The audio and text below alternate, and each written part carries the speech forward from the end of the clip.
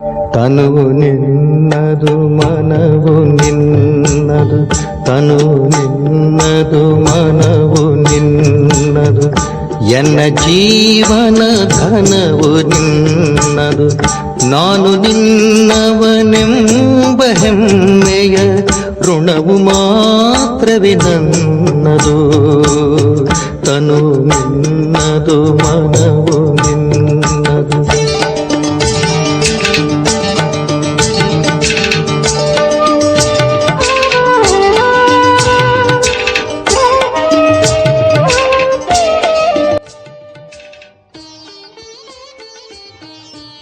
ಓಂ ಶಾಂತಿ. Good morning. Murali ದಿನಾಂಕ 15 ಜನವರಿ 26. ಪ್ರಾತಃ ಮುರಳಿ. ಶಿವತಂದೆ ನೆನಪಿದೆಯಾ? ಮುರಳಿಯ ಸಾರ: ಮಧುರ ಮಕ್ಕಳೇ, ನಿಮ್ಮ ಬಾಯಿಂದ ಎಂದೂ ಹೇ ಈಶ್ವರ, ಹೇ ಬಾಬಾ ಎಂಬ ಶಬ್ದವು ಬರಬಾರದು. ಇದು ಭಕ್ತಿ ಮಾರ್ಗದ ಅಭ್ಯಾಸವಾಗಿದೆ. ಇಂದಿನ ಪ್ರಶ್ನೆಯಾಗಿದೆ, ನೀವು ಮಕ್ಕಳು ಶ್ವೇತ ವಸ್ತ್ರಗಳನ್ನು ಏಕೆ ಇಷ್ಟಪಡುತ್ತೀರಿ? ಇದು ಯಾವ ಮಾತಿನ ಪ್ರತೀಕವಾಗಿದೆ? ಬಾಬಾ ಉತ್ತರ ತಿಳಿಸ್ಕೊಡ್ತಾ ಇದ್ರೆ, ನೀವೀಗ ಈ ಹಳೆಯ ಪ್ರಪಂಚದಿಂದ ಜೀವಿಸಿದಂತೆಯೇ ಸತ್ತಿದ್ದೀರಿ. ಆದ್ದರಿಂದ ನಿಮಗೆ ಶ್ವೇತ ವಸ್ತ್ರಗಳು ಇಷ್ಟವಾಗುತ್ತವೆ. ಈ ಶ್ವೇತ ವಸ್ತ್ರವು ಮೃತ್ಯುವನ್ನು ಸಿದ್ಧ ಮಾಡುತ್ತದೆ. ಯಾರಾದರೂ ಮರಣ ಹೊಂದಿದಾಗ ಅವರ ಮೇಲೆ ಶ್ವೇತ ವಸ್ತ್ರಗಳನ್ನು ಹಾಕುತ್ತಾರೆ. ನೀವು ಮಕ್ಕಳು ಸಹ ಈಗ ಮರುಜೀವಿಗಳಾಗಿದ್ದೀರಿ. ಓಂ ಶಾಂತಿ. ಆತ್ಮಿಕ ತಂದೆಯು ಆತ್ಮಿಕ ಮಕ್ಕಳಿಗೆ ತಿಳಿಸುತ್ತಾರೆ, ಈ ಆತ್ಮಿಕ ಶಬ್ದವನ್ನು ಹೇಳದೆ ಕೇವಲ ತಂದೆ ಎಂದು ಹೇಳಿದರೂ ಸರಿಯಾಗಿದೆ. ತಂದೆಯು ಕುಳಿತು ಮಕ್ಕಳಿಗೆ ತಿಳಿಸುತ್ತಾರೆ, ಎಲ್ಲರೂ ತಮ್ಮನ್ನು ಸೋದರ ಸೋದರೆಂದೇ ಹೇಳಿಕೊಳ್ಳುತ್ತಾರೆ ಅಂದಾಗ ತಂದೆಯು ಮಕ್ಕಳಿಗೆ ತಿಳಿಸಿಕೊಡುತ್ತಾರೆ, ಎಲ್ಲರಿಗೂ ತಿಳಿಸುವುದಿಲ್ಲ, ಎಲ್ಲರೂ ತಮ್ಮನ್ನು ಸೋದರ ಸೋದರೆಂದೇ ಹೇಳಿಕೊಳ್ಳುತ್ತೀರಿ. ಗೀತೆಯಲ್ಲಿ ಭಗವಾನ್ ವಾಚ ಎಂದು ಬರೆಯಲಾಗಿದೆ. ಈಗ ಭಗವಾನ್ ವಾಚ ಯಾರ ಪ್ರತಿ? ಭಗವಂತನಿಗೆ ಯಾರು ಮಕ್ಕಳಾಗಿದ್ದಾರೆ ಅವರು ತಂದೆಯಾಗಿದ್ದಾರೆ. ಆದ್ದರಿಂದ ಭಗವಂತನ ಮಕ್ಕಳೆಲ್ಲರೂ ಪರಸ್ಪರ ಸೋದರರಾಗಿದ್ದೀರಿ. ಭಗವಂತನೇ ತಿಳಿಸಿರಬೇಕು, ರಾಜಯೋಗವನ್ನು ಕಲಿಸಿರಬೇಕಲ್ಲವೇ? ಈಗ ನಿಮ್ಮ ಬುದ್ಧಿಯ ಬೀಗವು ತೆರೆದಿದೆ. ಪ್ರಪಂಚದಲ್ಲಿ ಮತ್ಯಾರಿಗೂ ಇಂಥ ವಿಚಾರಗಳು ನಡೆಯಲು ಸಾಧ್ಯವಿಲ್ಲ.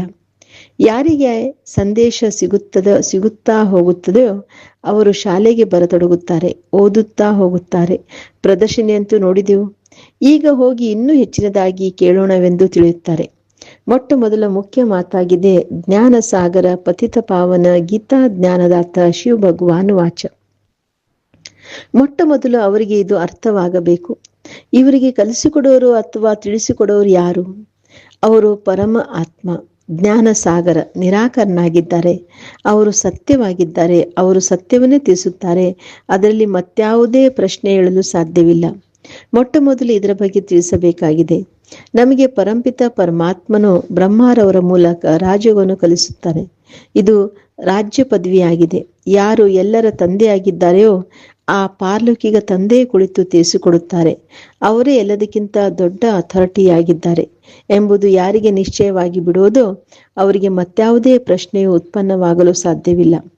ಆ ಪತಿತ ಪಾವನನು ಇಲ್ಲಿ ಬರುತ್ತಾರೆಂದರೆ ಅವಶ್ಯವಾಗಿ ತನ್ನ ಸಮಯದಲ್ಲಿಯೇ ಬರುವರು. ನೀವು ನೋಡುತ್ತಿದ್ದೀರಿ, ಇದು ಅದೇ ಮಹಾಭಾರತ ಯುದ್ಧವಾಗಿದೆ. ವಿನಾಶದ ನಂತರ ಮತ್ತೆ ನಿರ್ವಿಕಾರಿ ಪ್ರಪಂಚ ಬರಲಿದೆ. ಇದು ವಿಕಾರಿ ಪ್ರಪಂಚವಾಗಿದೆ. ಈ ಭಾರತವೇ ನಿರ್ವಿಕಾರಿಯಾಗಿತ್ತು ಎಂಬುದನ್ನು ಮನುಷ್ಯರು ತಿಳಿದುಕೊಂಡಿಲ್ಲ. ಬುದ್ಧಿಯು ಓಡೋದೇ ಇಲ್ಲ. ಗಾಡ್ರೇಜ್ ಬೀಗವು ಹಾಕಲ್ಪಟ್ಟಿದೆ. ಅದರ ಬೀಗದ ಕೈ ಒಬ್ಬ ತಂದೆಯ ಬಳಿಯೇ ಇದೆ. ಆದ್ದರಿಂದ ಅವರಿಗೆ ಜ್ಞಾನದಾತ, ದಿವ್ಯ ಚಕ್ಷು ವಿಧಾತನೆಂದು ಹೇಳಲಾಗುತ್ತದೆ. ಜ್ಞಾನದ 3ನೇ ನೇತ್ರವನ್ನು ಕೊಡುತ್ತಾರೆ.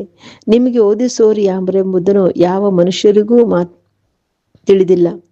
ಈ ದಾದಾರವರು ಹೇಳುತ್ತಾರೆಂದು ತಿಳಿಯುವ ಕಾರಣ ಟೀಕೆ ಮಾಡುತ್ತಾರೆ, ಒಂದಲ್ಲ ಒಂದು ಮಾತನಾಡುತ್ತಾರೆ.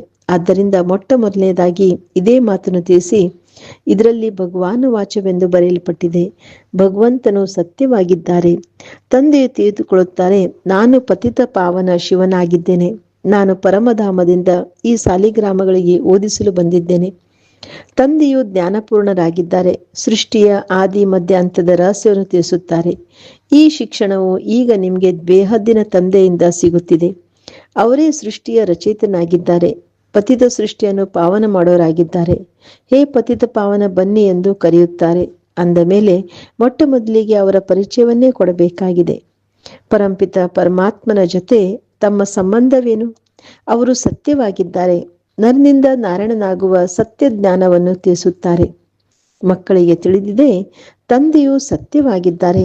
ತಂದೆಯೇ ಸತ್ಯಖಂಡವನ್ನು ಮಾಡುತ್ತಾರೆ. ನೀವು ನರನಿಂದ ನಾರಾಯಣನಾಗಲು ಇಲ್ಲಿಗೆ ಬರುತ್ತೀರಿ. ಬ್ಯಾರಿಸ್ಟರ್ ಬಳಿಗೆ ಹೋದಾಗ ನಾವು ಬ್ಯಾರಿಸ್ಟರ್ ಆಗಲು ಬಂದಿದ್ದೇವೆಂದು ತಿಳಿದುಕೊಳ್ಳುತ್ತಾರೆ.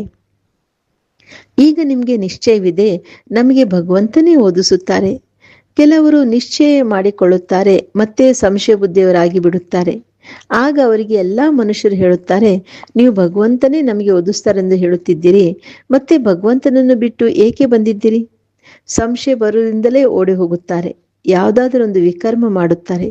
ಭಗವಾನು ವಾಚ ಕಾಮ್ ಮಹಾಶತ್ರು ಆಗಿದೆ. ಇದರ ಮೇಲೆ ಜಯ ಗಳಿಸುವುದರಿಂದಲೇ ನೀವು ಜಗಜ್ಜೀತರೂ ಆಗುವಿರಿ. ಯಾರು ಪಾವನರಾಗುವರೋ ಅವರೇ ಪಾವನ ಪ್ರಪಂಚದಲ್ಲಿ ಹೋಗುತ್ತಾರೆ. ಇಲ್ಲಿ ರಾಜಯೋಗದ ಮಾತಾಗಿದೆ. ನೀವು ಹೋಗಿ ಅಲ್ಲಿ ರಾಜ್ಯಭಾರ ಮಾಡುತ್ತೀರಿ. ಉಳಿದಂತೆ ಯಾರೆಲ್ಲ ಆತ್ಮಗಳಿದ್ದಾರೆಯೋ ಅವರು ತಮ್ಮ ಲೆಕ್ಕಾಚಾರಗಳನ್ನು ಮುಗಿಸಿಕೊಂಡು ಹಿಂತಿರುಗಿ ತಮ್ಮ ಮನೆಗೆ ಹೊರಟು ಹೋಗುತ್ತಾರೆ. ಇದು ಅಂತಿಮ ಸಮಯವಾಗಿದೆ. ಬುದ್ಧಿಯು ಹೇಳುತ್ತದೆ, ಸತ್ಯುಗವು ಖಂಡಿತ ಸ್ಥಾಪನೆಯಾಗಬೇಕಾಗಿದೆ. ಸತ್ಯುಗಕ್ಕೆ ಪಾವನ ಪ್ರಪಂಚವೆಂದು ಹೇಳಲಾಗುತ್ತದೆ. ಉಳಿದೆಲ್ಲರೂ ಮುಕ್ತಿಧಾಮಕ್ಕೆ ಹೊರಟು ಹೋಗುವರು. ಅವರು ಮತ್ತೆ ತಮ್ಮ ಪಾತ್ರವನ್ನು ಪುನರಾವರ್ತಿಸಬೇಕಾಗಿದೆ. ಪಾವನರಾಗಿ ಪಾವನ ಪ್ರಪಂಚದ ಮಾಲೀಕರಾಗಲು ನೀವು ಸಹ ತಮ್ಮ ಪುರುಷಾರ್ಥ ಮಾಡುತ್ತಿರುತ್ತೀರಿ. ಅಲ್ಲಿ ಎಲ್ಲರೂ ತಮ್ಮನ್ನು ಮಾಲೀಕರೆಂದು ತಿಳಿಯುತ್ತಾರಲ್ಲವೇ? ಪ್ರಜೆಗಳು ಮಾಲೀಕರಾಗಿರುತ್ತಾರೆ. ಈಗಿನ ಪ್ರಜೆಗಳು ಸಹ ತಮ್ಮ ಭಾರತವೆಂದು ಹೇಳುತ್ತಾರಲ್ಲವೇ? ನಮ್ಮ ಭಾರತವೆಂದು ಹೇಳುತ್ತಾರಲ್ಲವೇ? ದೊಡ್ಡ ದೊಡ್ಡ ಮನುಷ್ಯರು, ಸನ್ಯಾಸಿ ಮೊದಲಾದವರು ಸಹ ನಮ್ಮ ಭಾರತವೆಂದು ಹೇಳುತ್ತಾರೆ. ಈ ಸಮಯ ಭಾರತದಲ್ಲಿ ಎಲ್ಲರೂ ನರಕವಾಸಿಗಳಾಗಿದ್ದಾರೆ. ನಾವೀಗ ಸ್ವರ್ಗವಾಸಿಯಾಗಲು ಈ ರಾಜ್ಯವನ್ನು ಕಲಿತಿದ್ದೇವೆಂದು ನೀವು ತಿಳಿಯುತ್ತೀರಿ. ಎಲ್ಲರೂ ಸ್ವರ್ಗವಾಸಿಗಳಾಗುವುದಿಲ್ಲ. ಈ ಜ್ಞಾನವು ಈಗ ಬಂದಿದೆ. ಅವರೆಲ್ಲರೂ ಶಾಸ್ತ್ರ ಇತ್ಯಾದಿ ಏನೆಲ್ಲವನ್ನು ತಿಳಿಸುತ್ತಾರೆಯೋ ಅವರು ಶಾಸ್ತ್ರಗಳ ಅಥಾರಿಟಿಯಾಗಿದ್ದಾರೆ. ತಂದೆಯು ತಿಳಿಸುತ್ತಾರೆ, ಈ ಭಕ್ತಿ ಮಾರ್ಗದ ವೇದಶಾಸ್ತ್ರ ಇತ್ಯಾದಿಗಳೆಲ್ಲವನ್ನು ಓದೋದ್ರಿಂದ ಏಣಿಯನ್ನು ಕೆಳಗಿಳುತ್ತಲೇ ಹೋಗುತ್ತೀರಿ. ಇದೆಲ್ಲವೂ ಭಕ್ತಿ ಮಾರ್ಗವಾಗಿದೆ. ತಂದೆಯು ತಿಳಿಸುತ್ತಾರೆ, ಯಾವಾಗ ಭಕ್ತಿ ಮಾರ್ಗವು ಪೂರ್ಣವಾಗುವುದೋ ಆಗಲೇ ನಾನು ಬರುತ್ತೇನೆ. ನಾನೇ ಬಂದು ಎಲ್ಲ ಭಕ್ತರಿಗೆ ಭಕ್ತಿಯ ಫಲವನ್ನು ಕೊಡಬೇಕಾಗುತ್ತದೆ. ಭಕ್ತರು ಅನೇಕರಿದ್ದಾರೆ. ಹೇ ಗಾಡ್ ಫಾದರ್ ಎಂದು ಎಲ್ಲರೂ ಕರೆಯುತ್ತಾರಲ್ಲವೇ? ಭಕ್ತರ ಬಾಯಿಂದ ಓ ಗಾಡ್ ಫಾದರ್, ಹೇ ಭಗವಂತ ಎಂದು ಅವಶ್ಯವಾಗಿ ಬರುತ್ತದೆ. ಮನುಷ್ಯರಿಗೆ ಇದು ಅರ್ಧ ಕಲ್ಪದಿಂದ ಅಭ್ಯಾಸವಾಗಿ ಬಿಟ್ಟಿದೆ. ಆದರೆ ನಿಮಗೆ ತಿಳಿದಿದೆ, ಅವರಂತೂ ನಮ್ಮ ತಂದೆಯಾಗಿದ್ದಾರೆ. ಅಂದ ಮೇಲೆ ಅವರನ್ನು ಹೇ ಬಾಬಾ ಎನ್ನುವಂತಿಲ್ಲ. ತಂದೆಯಿಂದಲೇ ಆಸ್ತಿಯನ್ನು ಪಡೆಯಬೇಕಾಗಿದೆ. ಮೊದಲು ಈ ನಿಶ್ಚಯವಿದೆ, ನಾವು ತಂದೆಯಿಂದ ಆಸ್ತಿಯನ್ನು ಪಡೆಯುತ್ತೇವೆ. ತಂದೆಯು ಮಕ್ಕಳಿಗೆ ಆಸ್ತಿಯನ್ನು ತೆಗೆದುಕೊಳ್ಳಲು ಅಧಿಕಾರಿಗಳನ್ನಾಗಿ ಮಾಡುತ್ತಾರೆ. ಇವರು ಸತ್ಯ ತಂದೆ ಅಲ್ಲವೇ? ತಂದೆಗೆ ಗೊತ್ತಿದೆ ಇವರು ನನ್ನ ಮಕ್ಕಳಾಗಿದ್ದಾರೆ. ಇವರಿಗೆ ನಾನು ಜ್ಞಾನಾಮೃತವನ್ನು ಕುಡಿಸಿ ಜ್ಞಾನಚಿತೆ ಮೇಲೆ ಕೂರಿಸಿ ಘೋರ ನಿದ್ರೆಯಿಂದ ಎಬ್ಬಿಸಿ ಸ್ವರ್ಗದಲ್ಲಿ ಕರೆದುಕೊಂಡು ಹೋಗುತ್ತೇನೆ. ಆತ್ಮಗಳು ಅಲ್ಲಿ ಶಾಂತಿಧಾಮ ಮತ್ತು ಸುಖಧಾಮದಲ್ಲಿರುತ್ತಾರೆ. ಸುಖಧಾಮಕ್ಕೆ ನಿರ್ವಿಕಾರಿ ಪ್ರಪಂಚವೆಂದು ಹೇಳಲಾಗುತ್ತದೆ. ಸಂಪೂರ್ಣ ನಿರ್ವಿಕಾರಿ ದೇವತೆಗಳಲ್ಲವೇ? ಮತ್ತೆ ಶಾಂತಿಧಾಮವು ಮಧುರ ಮನೆಯಾಗಿದೆ. ಈಗ ನಿಮಗೆ ಅರ್ಥವಾಗಿದೆ, ಅದು ನಮ್ಮ ಮನೆಯಾಗಿದೆ. ನಾವು ಪಾತ್ರಧಾರಿಗಳು. ಇಲ್ಲಿ ಪಾತ್ರ ಅಭಿನಯಿಸಲು ಬಂದಿದ್ದೇವೆ. ಆ ಶಾಂತಿಧಾಮದಿಂದ ಈ ಸಾಕಾರ ಜಗತ್ತಿಗೆ ಬರುತ್ತೇವೆ. ನಾವೆಲ್ಲರೂ ಇಲ್ಲಿನ ನಿವಾಸಿಗಳಲ್ಲ. ಆ ಸ್ಥೂಲ ಪಾತ್ರಧಾರಿಗಳು ಇಲ್ಲಿಯ ನಿವಾಸಿಗಳಾಗಿರುತ್ತಾರೆ. ಕೇವಲ ಮನೆಯಿಂದ ಬಂದು ವಸ್ತ್ರವನ್ನು ಬದಲಾಯಿಸಿ ಪಾತ್ರ ಅಭಿನಯಿಸುತ್ತಾರೆ. ನೀವಂತೂ ತಿಳಿದುಕೊಂಡಿದ್ದೀರಿ, ನಮ್ಮ ಮನೆಯು ಶಾಂತಿಧಾಮವಾಗಿದೆ. ನಾವು ಮತ್ತೆ ಅಲ್ಲಿ ಹಿಂತಿರುಗಿ ಹೋಗುತ್ತೇವೆ. ಯಾವಾಗ ಎಲ್ಲಾ ಪಾತ್ರಧಾರಿಗಳು ಸ್ಟೇಜಿನ ಮೇಲೆ ಬಂದು ಬಿಡುವರೋ ಆಗ ತಂದೆಯು ಮತ್ತೆ ಎಲ್ಲರನ್ನು ಕರೆದುಕೊಂಡು ಹೋಗುತ್ತಾರೆ. ಆದ್ದರಿಂದ ಅವರಿಗೆ ಮುಕ್ತಿದಾತ ಮಾರ್ಗದರ್ಶಕನೆಂದೂ ಹೇಳಲಾಗುತ್ತದೆ. ದುಃಖಹರ್ತ ಸುಖಕರ್ತನಾಗಿದ್ದಾನೆ ಯಾರು? ಪರಮಾತ್ಮ. ಅಂದಾಗ ಇಷ್ಟೆಲ್ಲ ಮನುಷ್ಯಾತ್ಮರು ಎಲ್ಲಿ ಹೋಗುವರು? ವಿಚಾರ ಮಾಡಿ. ಪತಿತ ಪಾವನನ್ನು ಕರೆಯುತ್ತೀರಿ ಏತಕ್ಕಾಗಿ? ತಮ್ಮ ಮೃತ್ಯುವಿಗಾಗಿ. ದುಃಖದ ಪ್ರಪಂಚದಲ್ಲಿರಲು ಇಷ್ಟವಿಲ್ಲ, ಆದ್ದರಿಂದ ಮನೆಗೆ ನಡೆಯಿರಿ ಎಂದು ತಂದೆ ಹೇಳುತ್ತಾರೆ. ಇವರೆಲ್ಲರೂ ಸಹ ಮುಕ್ತಿಯನ್ನೇ ಇಷ್ಟಪಡೋರಾಗಿದ್ದಾರೆ. ಬಾಬಾ ತಿಳಿಸ್ಕೊಡ್ತಾ ಇದ್ರೆ, ಉಳಿದ ಸನ್ಯಾಸಿಗಳಾಗ್ಲಿ ಮಹಾತ್ಮಗಳಾಗ್ಲಿ ಎಲ್ಲರೂ ಸಹ ಮುಕ್ತಿಯನ್ನು ಇಷ್ಟಪಡ್ತಾರೆ. ಯಾಕಂದ್ರೆ ಅರ್ಧ ಕಲ್ಪ ಅವರು ಪರಮಧಾಮದಲ್ಲಿ ಇರ್ತಾರೆ ತಾನೆ. ಅದಕ್ಕೆ ಅಲ್ಲಿಂದ ಬಂದ ತಕ್ಷಣ ಮತ್ತೆ ಪುನಃ ಅಲ್ಲಿ ಹೋಗುವಂತ ಪುರುಷಾರ್ಥನೇ ಮಾಡ್ತಿರ್ತಾರೆ. ಭಾರತದ ಪ್ರಾಚೀನ ರಾಜಯೋಗವು ಎಷ್ಟು ಪ್ರಸಿದ್ಧವಾಗಿದೆ.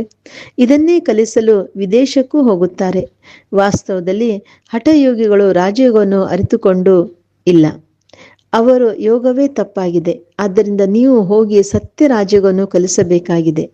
ಮನುಷ್ಯರು ಸನ್ಯಾಸಿಗಳ ಕಾವ್ಯ ಬಟ್ಟೆಯನ್ನು ನೋಡಿ ಅವರಿಗೆ ಎಷ್ಟೊಂದು ಮಾನ್ಯತೆಯನ್ನು ಕೊಡುತ್ತಾರೆ. ಬೌದ್ಧ ಧರ್ಮದಲ್ಲಿಯೂ ಸನ್ಯಾಸಿಗಳು ಕಾವಿ ಧರಿಸುವುದರಿಂದ ನೋಡಿ ಅವರಿಗೆ ಗೌರವಿಸುತ್ತಾರೆ. ಸನ್ಯಾಸಿಗಳಂತೂ ನಂತರ ಆಗುತ್ತಾರೆ. ಬೌದ್ಧ ಧರ್ಮದಲ್ಲಿ ಆರಂಭದಲ್ಲಿ ಯಾರೂ ಸನ್ಯಾಸಿಗಳಿರುವುದಿಲ್ಲ. ಯಾವಾಗ ಪಾಪವು ಹೆಚ್ಚಾಗುವುದು ಆಗ ಬೌದ್ಧ ಧರ್ಮದಲ್ಲಿ ಸನ್ಯಾಸ ಧರ್ಮವು ಸ್ಥಾಪನೆಯಾಗುತ್ತದೆ. ಆರಂಭದಲ್ಲಂತೂ ಆ ಆತ್ಮರು ಮೇಲಿಂದ ಬರುತ್ತಾರೆ. ಅವರ ಸಂಖ್ಯೆಯು ಹೆಚ್ಚಾಗುತ್ತದೆ. ಆರಂಭದಲ್ಲಿ ಸನ್ಯಾಸವನ್ನು ಕಲಿಸಿ ಏನು ಮಾಡಬೇಕು? ಆದ್ದರಿಂದ ನಂತರದಲ್ಲಿ ಸನ್ಯಾಸವಾಗುತ್ತದೆ. ಇದನ್ನು ಸಹ ಇಲ್ಲಿಂದ ಅವರು ಕಾಪಿ ಮಾಡುತ್ತಾರೆ. ಕ್ರಿಶ್ಚಿಯನ್ನರಲ್ಲಿಯೂ ಅನೇಕರಿಗೂ ಸನ್ಯಾಸಿಗಳಿಗೆ ಮಾನ್ಯತೆ ಕೊಡುತ್ತಾರೆ. ಕಾಯಿ ವಸ್ತ್ರವು ಹಠಯೋಗಿಗಳದಾಗಿದೆ. ನೀವಂತೂ ಗೃಹಸ್ಥವನ್ನು ಬಿಡಬೇಕಾಗಿಲ್ಲ ಅಥವಾ ಯಾವುದೇ ಶ್ವೇತ ವಸ್ತ್ರಗಳನ್ನು ಧರಿಸಲೇಬೇಕೆಂಬ ಬಂಧನವಿಲ್ಲ. ಆದರೆ ಶ್ವೇತ ವಸ್ತ್ರವು ಒಳ್ಳೆಯದಾಗಿದೆ. ನೀವು ಬಟ್ಟೆಯಲ್ಲಿ ಇದ್ದೀರಿ, ಆದ್ದರಿಂದ ಈ ವಸ್ತ್ರವು ಬದಲಾವಣೆಯಾಗಿದೆ. ಇತ್ತೀಚೆಗೆ ಶ್ವೇತ ವಸ್ತ್ರವನ್ನು ಬಹಳ ಇಷ್ಟಪಡುತ್ತಾರೆ. ಮನುಷ್ಯರು ಮರಣ ಹೊಂದಿದಾಗಲೂ ಶ್ವೇತ ಹೊದಿಕೆಯನ್ನು ಹೊದಿಸುತ್ತಾರೆ. ನೀವು ಸಹ ಈಗ ಮರುಜೀವಿಗಳಾಗಿದ್ದೀರಿ, ಆದ್ದರಿಂದ ಶ್ವೇತ ವಸ್ತ್ರವು ಚೆನ್ನಾಗಿದೆ. ಮೊದಲಿಗೆ ಯಾರೇ ಬಂದರೂ ಸಹ ತಂದೆಯ ಪರಿಚಯ ಕೊಡಬೇಕಾಗಿದೆ. ಇಬ್ಬರು ತಂದೆಯರಿದ್ದಾರೆ. ಈ ಮಾತುಗಳನ್ನು ತಿಳಿದುಕೊಳ್ಳುವುದರಲ್ಲಿ ಸಮಯ ತೆಗೆದುಕೊಳ್ಳುತ್ತಾರೆ. ಪ್ರದರ್ಶನದಲ್ಲಿ ನೀವು ಇಷ್ಟೊಂದು ತಿಳಿಸಲು ಸಾಧ್ಯವಿಲ್ಲ. ಸತ್ಯುಗದಲ್ಲಿ ಒಬ್ಬರೇ ತಂದೆ ಇರುತ್ತಾರೆ. ಈ ಸಮಯದಲ್ಲಿ ನಿಮಗೆ 3 ತಂದೆಯರಿದ್ದಾರೆ. ಏಕೆಂದರೆ ಪ್ರಜಾಪಿತ ಬ್ರಹ್ಮನ ತನುವಿನಲ್ಲಿ ಭಗವಂತನು ಬರುತ್ತಾರೆ ಅಂದಾಗ ಅವರೂ ಸಹ ಎಲ್ಲರ ಅಲೌಕಿಕ ತಂದೆಯಾಗಿದ್ದಾರೆ. ಅಂದ್ರೆ ಬ್ರಹ್ಮ ಬಾಬಾ ನಮ್ಮ ಅಲೌಕಿಕ ತಂದೆ, ಶಿವಬಾಬಾ ನಮ್ಮ ಪಾರಲೌಕಿಕ ತಂದೆ, ಹಾಗೂ ಶರೀರದ ತಂದೆ ಲೌಕಿಕ ತಂದೆಯೂ ಇದ್ದಾರೆ. ಒಳ್ಳೆಯದು. ಈಗ 3 ತಂದೆಯರಲ್ಲಿ ಅತಿ ಶ್ರೇಷ್ಠ ಆಸ್ತಿಯು ಯಾರದಾಗಿದೆ? ನಿರಾಕಾರ ತಂದೆಯು ಆಸ್ತಿಯನ್ನು ಹೇಗೆ ಕೊಡುವುದು? ಇದಕ್ಕೆ ಅವರು ಬ್ರಹ್ಮನ ಮೂಲಕ ಎಂದು ಹೇಳುತ್ತಾರೆ. ಆದ್ದರಿಂದ ಈ ಚಿತ್ರದಲ್ಲಿ ನೀವು ಬಹಳ ಚೆನ್ನಾಗಿ ತಿಳಿಸಬಲ್ಲಿರಿ. ಶಿವ ತಂದೆಯು ನಿರಾಕಾರನಾಗಿದ್ದಾರೆ ಮತ್ತು ಇವರು ಪ್ರಜಾಪಿತ ಬ್ರಹ್ಮನಾಗಿದ್ದಾರೆ. ಆ ಬ್ರಹ್ಮನು ಆದಿದೇವ, ಗ್ರೇಟ್ ಗ್ರ್ಯಾಂಡ್ ಫಾದರ್ ಆಗಿದ್ದಾರೆ. ತಂದೆ ತಿಳಿಸುತ್ತಾರೆ, ನಾನು ಶಿವನಿಗೆ ನೀವು ಗ್ರೇಟ್ ಗ್ರ್ಯಾಂಡ್ ಫಾದರ್ ಎಂದು ಹೇಳುವುದಿಲ್ಲ. ನಾನು ಎಲ್ಲರ ತಂದೆಯಾಗಿದ್ದಾನೆ. ಇವರು ಪ್ರಜಾಪಿತ ಬ್ರಹ್ಮನಾಗಿದ್ದಾರೆ. ನೀವೆಲ್ಲರೂ ಸೋದರ ಸೋದರಿಯಾಗಿದ್ದೀರಿ. ಭಲೆ ಸ್ತ್ರೀ ಪುರುಷರಿದ್ದಾರೆ, ಆದರೆ ಬುದ್ಧಿಯಿಂದ ತಿಳಿದಿದೆ ನಾವು ಸೋದರ ಸೋದರಿಯರಾಗಿದ್ದೇವೆ. ತಂದೆಯಿಂದ ಆಸ್ತಿಯನ್ನು ಪಡೆಯುತ್ತೇವೆ. ಸೋದರ ಸೋದರಿಯರ ಬಳಿ ವಿಕಾರ ದೃಷ್ಟಿ ಇರಲು ಸಾಧ್ಯವಿಲ್ಲ. ಒಂದು ವೇಳೆ ಇಬ್ಬರ ನಡುವೆ ವಿಕಾರ ದೃಷ್ಟಿಯು ಸೆಳೆಯುತ್ತಿದೆ ಎಂದರೆ ಅಂತವರು ಬಿದ್ದು ಹೋಗುತ್ತಾರೆ, ತಂದೆಯನ್ನೇ ಮರೆತು ಹೋಗುತ್ತಾರೆ. ತಂದೆಯು ತಿಳಿಸುತ್ತಾರೆ, ನೀವು ತನ್ನ ಮಕ್ಕಳಿಗಾಗಿಯೂ ಮತ್ತೆ ಮುಖ ಕಪ್ಪು ಏಕೆ ಮಾಡಿಕೊಳ್ಳುತ್ತೀರಿ? ಬಾಬಾ ತಿಳಿಸ್ಕೊಡ್ತಾರೆ, ನಾವು ಬಾಬನ ಮಕ್ಕಳಾದ್ಮೇಲೂ ಸಹ ವಿಕಾರಕ್ಕೆ ಹೋದ್ರೆ ಮುಖ ಕಪ್ಪಾದಂಗೆ ಅಂತ. ಬೇಹದ್ದಿನ ತಂದೆಯು ಮಕ್ಕಳಿಗೆ ತಿಳಿಸಿಕೊಡುತ್ತಾರೆ, ನಿಮಗೆ ಈಗ ನಶೆ ಏರಿದೆ. ನಿಮಗೆ ಗೊತ್ತಿದೆ ಗೃಹಸ್ಥ ವ್ಯವಹಾರದಲ್ಲಿಯೇ ಇರಬೇಕಾಗಿದೆ. ಲೌಕಿಕ ಸಂಬಂಧಿಗಳ ಕಡೆಯೂ ಗಮನ ಕೊಡಬೇಕು, ಜೊತೆ ನಿಭಾಯಿಸಬೇಕಾಗಿದೆ. ಲೌಕಿಕ ತಂದೆಯಂತೂ ನೀವು ತಂದೆ ಎಂದು ಹೇಳುತ್ತಿರಲ್ಲವೇ? ಅವರನ್ನು ನೀವು ಸೋದರನೆಂದು ಹೇಳುವಂತಿಲ್ಲ. ಸಾಮಾನ್ಯವಾಗಿ ತಂದೆಯನ್ನು ತಂದೆಯೆಂದೇ ಹೇಳುತ್ತಾರೆ. ಬುದ್ಧಿಯಲ್ಲಿದೆ ಇವರು ನಮ್ಮ ಲೌಕಿಕ ತಂದೆಯಾಗಿದ್ದಾರೆ ಎಂದು. ಜ್ಞಾನವಂತೂ ಇದೆ ಅಲ್ಲವೇ? ಈ ಜ್ಞಾನವು ಬಹಳ ವಿಚಿತ್ರವಾಗಿದೆ. ಇತ್ತೀಚೆಗೆ ಬಹಳ ಮಂದಿ ಹೆಸರನ್ನಿಟ್ಟು ಕರೆಯುತ್ತಾರೆ. ಆದರೆ ಯಾರಾದರೂ ಹೊಸಬರು ಹೊರಗಿನ ವ್ಯಕ್ತಿಗಳ ಮುಂದೆ ನೀವು ಸೋದರನೆಂದು ಕರೆದಾಗ ಇವರ ತಲೆ ಕಟ್ಟಿದೆ ಎಂದು ಅವರು ತಿಳಿದುಕೊಳ್ಳುತ್ತಾರೆ. ಇದರಲ್ಲಿ ಬಹಳ ಯುಕ್ತಿ ಬೇಕು. ನಿಮ್ಮದು ಗುಪ್ತ ಜ್ಞಾನ, ಗುಪ್ತ ಸಂಬಂಧವಾಗಿದೆ. ಇದರಲ್ಲಿ ಬಹಳ ಯುಕ್ತಿಯಿಂದ ನಡೆದುಕೊಳ್ಳಬೇಕಾಗಿದೆ. ಆದರೆ ಒಬ್ಬರು ಇನ್ನೊಬ್ಬರಿಗೆ ಗೌರವ ಕೊಡುವುದು ಒಳ್ಳೆಯದಾಗಿದೆ. ಲೌಕಿಕದೊಂದಿಗೂ ಸಂಬಂಧವನ್ನು ನಿಭಾಯಿಸಬೇಕಾಗಿದೆ. ಆದರೆ ಬುದ್ಧಿಯು ಮೇಲೆ ಹೋಗಬೇಕು. ನಾವು ತಂದೆಯಿಂದ ಆಸ್ತಿಯನ್ನು ತೆಗೆದುಕೊಳ್ಳುತ್ತಿದ್ದೇವೆ, ಇದು ಸ್ಮೃತಿಲಿರಲಿ. ಆದರೆ ಚಿಕ್ಕಪ್ಪನನ್ನು ಚಿಕ್ಕಪ್ಪ, ತಂದೆಯನ್ನು ತಂದೆಯೆಂದೇ ಹೇಳಬೇಕಾಗುತ್ತದೆ. ಯಾರು ಬಿಕೆ ಆಗಿಲ್ಲವೋ ಅವರು ಸೋದರ ಸೋದರೆಂದು ತಿಳಿಯೋದಿಲ್ಲ. ಯಾರು ಬ್ರಹ್ಮಕುಮಾರಿಯಾಗಿದ್ದಾರೆಯೋ ಅವರೇ ಈ ಮಾತುಗಳನ್ನು ತಿಳಿದುಕೊಳ್ಳುವರು. ಹೊರಗಿನವರು ಮೊದಲು ಈ ಮಾತುಗಳನ್ನು ಕೇಳಿದಾಗ ತಬ್ಬಿಬ್ಬರಾಗುತ್ತಾರೆ. ಇದರಲ್ಲಿ ತಿಳಿದುಕೊಳ್ಳಲು ಬಹಳ ಒಳ್ಳೆಯ ವಿದ್ಯೆ ಬೇಕು. ತಂದೆಯು ನೀವು ಮಕ್ಕಳಿಗೆ ವಿಶಾಲ ಬುದ್ಧಿಯರನ್ನಾಗಿ ಮಾಡುತ್ತಾರೆ. ಮೊದಲು ನೀವು ಹದ್ದಿನ ಬುದ್ಧಿಯಲ್ಲಿದ್ದಿರಿ, ಈಗ ಬುದ್ಧಿಯು ಬೇಹದ್ದಿನ ಕಡೆಗೆ ಹೊರಟು ಹೋಗುತ್ತದೆ. ಅವರು ನಮ್ಮ ಬೇಹದ್ದಿನ ತಂದೆಯಾಗಿದ್ದಾರೆ. ಇವರೆಲ್ಲರೂ ನಮ್ಮ ಸೋದರ ಸೋದರಿಯಾಗಿದ್ದಾರೆ. ಬಾಕಿ ಸಂಬಂಧದಲ್ಲಂತೂ ಸೊಸೆಯನ್ನು ಸೊಸೆ, ಅತ್ತೆಯನ್ನು ಅತ್ತೆ ಎಂದೇ ಹೇಳುತ್ತಾರೆ, ಸೋದರಿ ಎಂದು ಹೇಳುವುದಿಲ್ಲ. ಬರೋದಂತೂ ಇಬ್ಬರು ಬರುತ್ತಾರೆ. ಆದರೆ ಮನೆಯಲ್ಲಿದ್ದರೂ ಸಹ ಬಹಳ ಯುಕ್ತಿಯಿಂದ ನಡೆದುಕೊಳ್ಳಬೇಕಾಗುವುದು. ಲೋಕ ಸಂಗ್ರಹವನ್ನು ನೋಡಬೇಕಾಗುತ್ತದೆ. ಇಲ್ಲವಾದರೆ ಇವರು ಪತಿಯನ್ನು ಸೋದರ, ಅತ್ತೆಯನ್ನು ಸೋದರಿ ಎಂದು ಹೇಳುತ್ತಾರೆ. ಇವರು ಏನನ್ನು ಕಲಿಯುತ್ತಾರೆಂದು ಅವರು ಕೇಳುತ್ತಾರೆ. ಈ ಜ್ಞಾನದ ಮಾತುಗಳು ನಿಮಗೇ ಗೊತ್ತು, ಮತ್ತಾರಿಗೂ ಗೊತ್ತಿಲ್ಲ. ನಿಮ್ಮ ಗತಿಮತವು ನಿಮಗೇ ತಿಳಿದಿದೆ ಎಂದು ಹೇಳುತ್ತಾರಲ್ಲವೇ. ನೀವೀಗ ಅವರ ಮಕ್ಕಳಾಗಿದ್ದೀರಿ ಅಂದ ಮೇಲೆ ನಿಮ್ಮ ಗತಿಮತವು ಸಹ ನಿಮಗೆ ಗೊತ್ತಿದೆ. ಬಹಳ ಸಂಭಾಲನೆಯಿಂದ ನಡೆದುಕೊಳ್ಳಬೇಕಾಗುತ್ತದೆ. ಎಲ್ಲಿಯೂ ಯಾರೂ ತಬ್ಬಿಬ್ಬರಾಗುವಂತಾಗಬಾರದು. ಅಂದಾಗ ಪ್ರದರ್ಶನಿಯಲ್ಲಿಯೂ ಸಹ ನೀವು ಮಕ್ಕಳು ಮೊದಲು ಇದನ್ನು ತಿಳಿಸಬೇಕಾಗಿದೆ. ನಮಗೆ ಓದಿಸೋರು ಭಗವಂತನಾಗಿದ್ದಾರೆ. ಈಗ ಹೇಳಿ, ಅವರು ಯಾರು? ನಿರಾಕಾರ ಶಿವನೇ ಅಥವಾ ಕೃಷ್ಣನೇ? ಶಿವ ಜಯಂತಿಯ ನಂತರ ಕೃಷ್ಣ ಜಯಂತಿಯು ಬರುತ್ತದೆ, ಏಕೆಂದರೆ ತಂದೆಯು ರಾಜುಗನು ಕಲಿಸುತ್ತಾರೆ. ಮಕ್ಕಳ ಬುದ್ಧಿಯಲ್ಲಿ ಬಂದಿತನಲ್ಲವೇ? ಎಲ್ಲಿಯವರೆಗೆ ಶಿವ ಪರಮಾತ್ಮನು ಬರುವುದಿಲ್ಲವೋ ಅಲ್ಲಿಯವರೆಗೆ ಶಿವ ಜಯಂತಿಯನ್ನು ಆಚರಿಸಲು ಸಾಧ್ಯವಿಲ್ಲ. ಎಲ್ಲಿಯವರೆಗೆ ಶಿವನು ಬಂದು ಕೃಷ್ಣಪುರಿಯನ್ನು ಸ್ಥಾಪನೆ ಮಾಡುವುದಿಲ್ಲವೋ ಅಲ್ಲಿಯವರೆಗೆ ಕೃಷ್ಣ ಜಯಂತಿಯನ್ನು ಹೇಗೆ ಆಚರಿಸುವಿರಿ? ಕೃಷ್ಣನ ಜನ್ಮವಂತೂ ಆಚರಿಸುತ್ತಾರೆ, ಆದರೆ ತಿಳಿದುಕೊಂಡಿದ್ದಾರೆ ಕೃಷ್ಣನು ರಾಜಕುಮಾರನಾಗಿದ್ದನು ಅಂದ ಮೇಲೆ ಅವಶ್ಯವಾಗಿ ಸತ್ಯುಗದಲ್ಲಿ ರಾಜಕುಮಾರನಿರುವನು. ದೇವಿ ದೇವತೆಯ ರಾಜಧಾನಿ ಇರುವುದು. ಕೇವಲ ಒಬ್ಬ ಕೃಷ್ಣನಿಗಂತೂ ರಾಜ್ಯವು ಸಿಕ್ಕಿರುವುದಿಲ್ಲ. ಅವಶ್ಯವಾಗಿ ಕೃಷ್ಣಪುರಿಯೂ ಇರಬೇಕಲ್ಲವೇ? ಕೃಷ್ಣಪುರಿ ಎಂದು ಹೇಳುತ್ತಾರೆ ಮತ್ತು ಇದು ಕಂಸಪುರಿಯಾಗಿದೆ. ಕಂಸಪುರಿಯು ಸಮಾಪ್ತಿಯಾಗಿ ನಂತರ ಕೃಷ್ಣಪುರಿಯು ಸ್ಥಾಪನೆಯಾಯಿತಲ್ಲವೇ? ಆಗುವುದು ಭಾರತದಲ್ಲಿಯೇ. ಹೊಸ ಪ್ರಪಂಚದಲ್ಲಿ ಈ ಕಂಸ ಮೊದಲಾದವರು ಇರಲು ಸಾಧ್ಯವಿಲ್ಲ. ಕಲಿಯುಗಕ್ಕೆ ಕಂಸಪುರಿ ಎಂದು ಹೇಳಲಾಗುತ್ತದೆ. ಇಲ್ಲಿ ನೋಡಿ, ಎಷ್ಟೊಂದು ಮನುಷ್ಯರಿದ್ದಾರೆ. ಸತ್ಯುಗದಲ್ಲಿ ಕೆಲವರೇ ಇರುತ್ತಾರೆ. ದೇವತೆಗಳು ಯಾವುದೇ ಯುದ್ಧ ಮಾಡಲಿಲ್ಲ. ಕೃಷ್ಣಪುರಿ ಎಂದಾದರೂ ಹೇಳಿ, ಅಥವಾ ವಿಷ್ಣುಪುರಿ ಎಂದಾದರೂ ಹೇಳಿ, ದೈವಿ ಸಂಪ್ರದಾಯವೆಂದಾದರೂ ಹೇಳಿ, ಎಲ್ಲವೂ ಒಂದೇ ಆಗಿದೆ. ಇಲ್ಲಿ ಅಸುರಿ ಸಂಪ್ರದಾಯವಿದೆ. ಬಾಕಿ ದೇವತೆಗಳು ಅಸುರ ನಡುವೆ, ಕೌರವರು ಪಾಂಡವರ ನಡುವೆ ಯಾವುದೇ ಯುದ್ಧವಾಗುವುದಿಲ್ಲ. ನೀವು ರಾವಣನ ಮೇಲೆ ಜಯ ಗಳಿಸುತ್ತೀರಿ.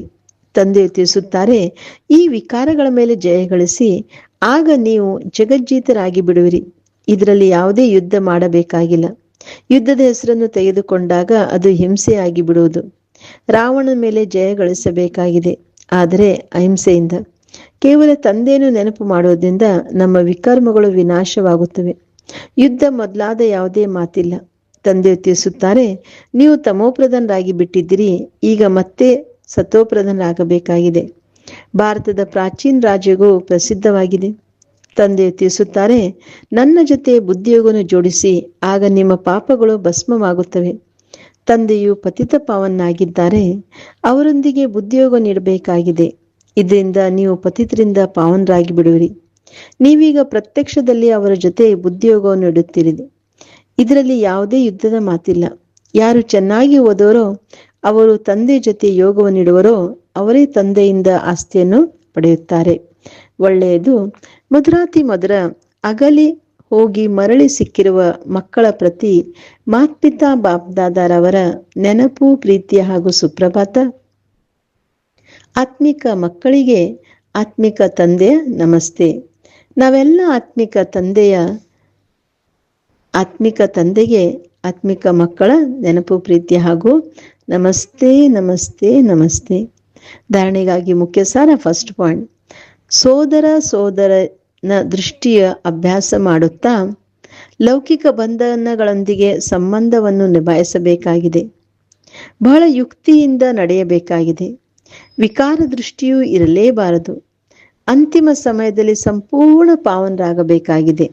ಸೆಕೆಂಡ್ ಪಾಯಿಂಟ್, ತಂದೆಯಿಂದ ಪೂರ್ಣ ಆಸ್ತಿಯನ್ನು ಪಡೆದುಕೊಳ್ಳಲು ಚೆನ್ನಾಗಿ ಓದಬೇಕು ಮತ್ತು ಪತಿತ ಪಾವನ ತಂದೆಯೊಂದಿಗೆ ಯೋಗವನ್ನಿಟ್ಟು ಪಾವನರಾಗಬೇಕಾಗಿದೆ. ಇವತ್ತಿನ ವರದಾನ, ತಮ್ಮ ಸಂಪೂರ್ಣತೆಯ ಆಧಾರದ ಮೇಲೆ ಸಮಯವನ್ನು ಸಮೀಪಕ್ಕೆ ತರುವಂತಹ ಮಾಸ್ಟರ್ ರಚಯಿತಾ ಭವ. ಸಮಯವು ತಮ್ಮ ರಚನೆಯಾಗಿದೆ. ತಾವು ಮಾಸ್ಟರ್ ರಚಯಿತರಾಗಿದ್ದೀರಿ. ರಚಯಿತನು ರಚನೆಯ ಆಧಾರದ ಮೇಲೆ ಆಧಾರಿತರಾಗಿರುವುದಿಲ್ಲ. ರಚಯಿತನು ರಚನೆಯನ್ನು ಅಧೀನ ಮಾಡುವವನು. ಆದ್ದರಿಂದ ಈ ರೀತಿ ಎಂದು ಯೋಚಿಸಿದ್ರಿ, ಸಮಯವೇ ಸ್ವತಃವಾಗಿ ಸಂಪೂರ್ಣರನ್ನಾಗಿ ಮಾಡಿಬಿಡುವುದು. ತಾವು ಸಂಪೂರ್ಣರಾಗಿ ಸಮಯವನ್ನು ಸಮೀಪದಲ್ಲಿ ತರಬೇಕಾಗಿದೆ. ಅದೇ ರೀತಿ ಯಾವುದೇ ವಿಘ್ನವು ಬಂದಿತೆಂದರೆ ಸಮಯ ಅನುಸಾರ ಅವಶ್ಯವಾಗಿ ಹೋಗುವುದು. ಆದರೆ ಸಮಯಕ್ಕೆ ಮೊದಲು ಅದನ್ನು ಪರಿವರ್ತನಾ ಶಕ್ತಿಯ ಮೂಲಕ ಪರಿವರ್ತಿಸಿಬಿಡಿ. ಇದರಿಂದ ಆ ಪ್ರಾಪ್ತಿಯು ತಮಗೆ ಆಗೋದು. ಸಮಯದ ಆಧಾರದ ಮೇಲೆ ಪರಿವರ್ತನೆ ಮಾಡಿದಿರಿ ಅಂದರೆ ಅದರ ಪ್ರಾಪ್ತಿ ತಮಗಾಗೋದಿಲ್ಲ. ಇವತ್ತಿನ ಸ್ಲೋಗನ್ ಆಗಿದೆ, ಕರ್ಮ ಮತ್ತು ಯೋಗದ ಸಮತೋಲನವನ್ನಿಡುವರೇ ಸತ್ಯ ಕರ್ಮಯೋಗಿ ಆಗಿದ್ದಾರೆ. ಇವತ್ತಿನ ಅವ್ಯಕ್ತ ಸೂಚನೆ, ಈ ಅವ್ಯಕ್ತ ಮಾಸದಲ್ಲಿ ಬಂಧನ ಮುಕ್ತರಾಗಿ ಜೀವನ್ಮುಕ್ತ ಸ್ಥಿತಿಯ ಅನುಭವ ಮಾಡಿರಿ. ಎಲ್ಲಿಯವರೆಗೆ ಕರ್ಮೇಂದ್ರಿಯಗಳ ಆಧಾರವಿರುವುದೋ ಅಲ್ಲಿಯವರೆಗೆ ಕರ್ಮವನ್ನು ಮಾಡಲೇಬೇಕು. ಆದರೆ ಅದು ಕರ್ಮ ಬಂಧನ ಅಲ್ಲ, ಕರ್ಮ ಸಂಬಂಧ. ಜೀವನ್ಮುಕ್ತ ಸ್ಥಿತಿ ಅಂದರೆ ಯಶಸ್ಸು ಹೆಚ್ಚು ಮತ್ತು ಕರ್ಮದ ಹೊರೆ ಇಲ್ಲ. ಯಾರು ಮುಕ್ತರೋ ಅವರು ಸದಾ ಸಫಲತಾ ಮೂರ್ತಿ ಆಗಿರುತ್ತಾರೆ.